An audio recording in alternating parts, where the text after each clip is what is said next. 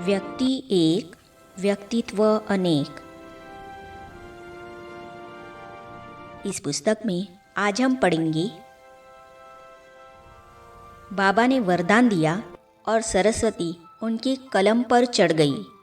इस विषय पर भ्राता जगदीश जी की अंग्रेज़ी किताबों की प्रूफ रीडिंग करने वाले और अंग्रेज़ी मैगज़ीन दी वर्ल्ड रिन्यूअल के सह संपादक कुरुक्षेत्र के ब्रह्मा कुमार भ्राता लक्ष्मण जी ने जगदीश भाई साहब के साथ के अपने अनुभव इस प्रकार सुनाए हैं। तो चलिए आज हम इसे पढ़ते हैं। निराभिमानी और निरहंकारी। यज्ञ में जब बेगरी पाठ चल रहा था तब जगदीश भाई ही भारत के पहले ईश्वरीय विद्यार्थी और समर्पित कुमार थे। जगदीश भाई बहुत सिंपल अर्थात सादे और हम्बल अर्थात विनम्र थे। उनमें अभिमान या अहंकार नामक चीज़ ही नहीं थी। समय अनुसार स्थान अनुसार एडजस्ट होकर चलते थे। किसी वस्तु की डिमांड नहीं करते थे। जो मिले रूखी सूखी स्वीकार करते थे। यह बाबा की सेवा है, इसको पूर्ण करना है, बस इसी धुन में लगे रहते थे। एक बार एक प्रकाशक उनके पास आया। उसने कहा कि आपने बहुत पुस्तकें लिखी है, सब मुझे दे दो, मैं छापता रहूँगा और घर बैठे आपको रॉयल्टी पहुँचाता रहूँगा। लेकिन जगदीश भाई ने नहीं माना। एक बार अमृतसर में प्रोग्राम हो रहा था। जगदीश भाई आए वहाँ। सब कुर्सियाँ भर गई थी, एक भी खाली नहीं थी। वे खुद जाकर एक कुर्सी ले आए और वहाँ लगाकर बैठ गए। इतने निरहंकारी और सरल व्यक्ति थे। जगदीश भाई को सारी दुनिया का ज्ञान था। अगर कोई शास्त्रार्थ करने वाले आते थे तो उनके साथ शास्त्रार्थ भी करते थे। संस्कृत में श्लोक भी बोलते थे। वे उर्दू भी अच्छी बोलते थे। आर्य समाज वालों के साथ भी अच्छी चर्चा करते थे। हर धर्म वालों के साथ वे बात करते थे और उनको ईश्वरीय ज्ञान का स्पष्टीकरण देते थे। विद्यार्थी जीवन में वे इतने अच्छे वक्ता और लेखक नहीं थे, लेकिन बाबा के बनने के बाद वक्ता भी बहुत अच्छे बने और लेखक भी बहुत अच्छे। बाबा ने उनको वरदान दिया और सरस्वती उनकी कलम पर चढ़ गई। बाबा से मिलने के बाद बुद्धि तो सबकी खुलती है, लेकिन जगदीश जी की विशेष खुली और विशेष वरदान मिला। इस विषय में भ्राता जगदीश जी खुद इस प्रकार कहते हैं। संसार में इतने अच्छे अच्छे लेखक हैं। वे लिखते हैं तो लाखों की संख्या में पुस्तकें बिकती हैं। लोग पढ़ते हैं और उन्हें पुरस्कार भी मिलते हैं। मैं वैसे तो लेखक नहीं था, लेकिन पढ़ने वालों को स्पष्ट रूप से समझ में आने जैसा कुछ लिख सकता था। जब बाबा ने कहा लिखने के लिए, तो मेरा भी मन हुआ कि चलो बाबा की सेवा हो सकती है तो मैं भी लिख दूँ। हुआ यह कि जब हम कमरे में गए तो बत्ती बुझ गई। उन दिनों सुबह की क्लास 4:30 बजे होती थी। 4 से 4:30 बजे तक योग होता था।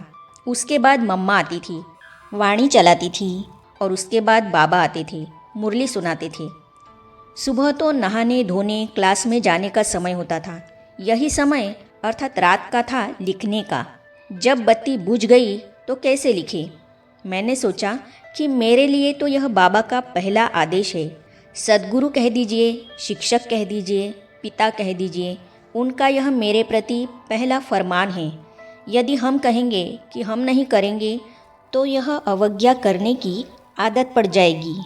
शिव बाबा तो त्रिकालदर्शी है। उनको मालूम रहा होगा कि लाइट चली जाएगी। उसके बावजूद भी उन्होंने कहा है कि कल लिख लाना, अतः मैं तो लिख कर ले जाऊंगा। फिर मैंने बाहर देखा तो नीचे रोड पर स्ट्रीट लाइट जल रही थी। मैंने सोचा कि वहाँ जाकर लिख लूँ। जैसे आज कड़ाके की सर्दी है, वैसे उन दिनों में भी कड़ाके की सर्दी थी। लगभग ये ही दिन थे। वहाँ जाकर मैंने पहले हिंदी में लिखा, उसको पढ़ा, ठीक किया, फिर उसको दोबारा लिखा एक अच्छे कागज़ पर, क्योंकि शिव बाबा को दिखाना है जो सबसे बड़ी अथॉरिटी है। फिर अंग्रेज़ी में लिखना शुरू किया। अंग्रेज़ी की शैली अलग होती है, एकदम 100% अनुवाद नहीं हो सकता है। उसको लिखकर फिर ठीक किया, उसको दोबारा अच्छे कागज़ पर लिखा। उतने में लगभग सुबह के 3-3:30 बज गए। जब मैं कमरे में गया तो गीत बज रहा था, जाग सजनिया जाग। बाबा ने मेरे से कहा, अच्छा बच्चे, क्या लिख लाए हो? पढ़ो। मैंने पढ़ा। लेख इतना चमत्कारी नहीं था, साधारण ही था। सिर्फ जो कहना था उसको स्पष्ट रूप से कहा था। वो मेरा श्रद्धा का फूल था बाबा के प्रति। वो मेरी भावना थी बाबा के प्रति। उसमें कोई विशेष शैली, चमत्कार नहीं था। बाबा की आज्ञा का पालन करने के लिए ही तो लिखा था। मैंने सुनाया, बाबा तो भोलानाथ है, बच्चों पर सब कुछ लुटाने वाला है।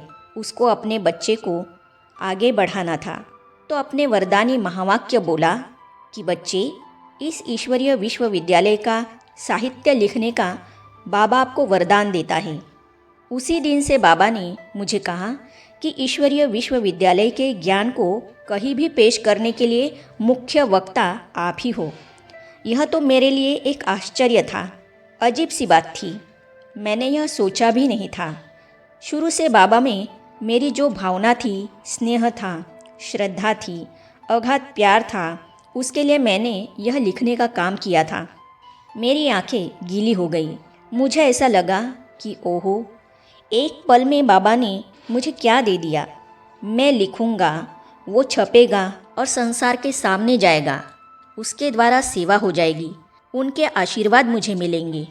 बाबा ने मुझे इतना दे दिया कि मुझे अपार कृपा, अकारण कृपा मिल गई। बाबा को कहते हैं कृपालु, दयालु, वरदानों के भंडार, भोले भंडारी है। यह उसकी पहली झलकी थी, पहला स्वरूप था। उसके बाद भी ऐसी कई घटनाएं हुई। एक बार मम्मा भी बैठी थी, मैं भी बैठा था चेंबर में क्लास के बाद। मम्मा तो माँ सरस्वती है ही।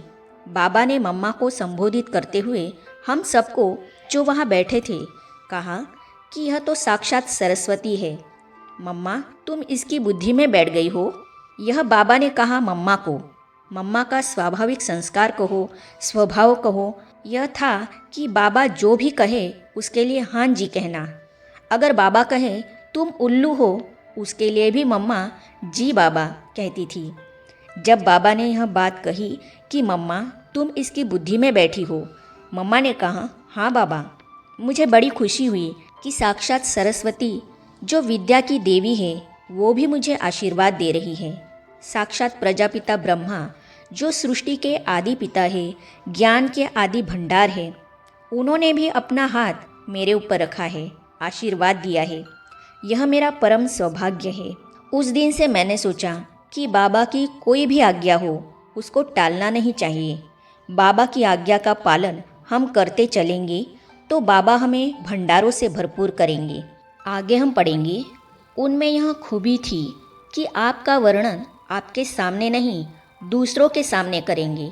इस विषय पर ब्रह्मा कुमार भ्राता ओम प्रकाश जी, जो मधुबन के ट्रांसपोर्ट और टूरिज्म विभाग के अध्यक्ष थे, दिल्ली में जगदीश भाई साहब के साथ कमला नगर सेवा केंद्र में सेवारत रहे थे, अपने संस्मरण इस तरह सुना रहे हैं।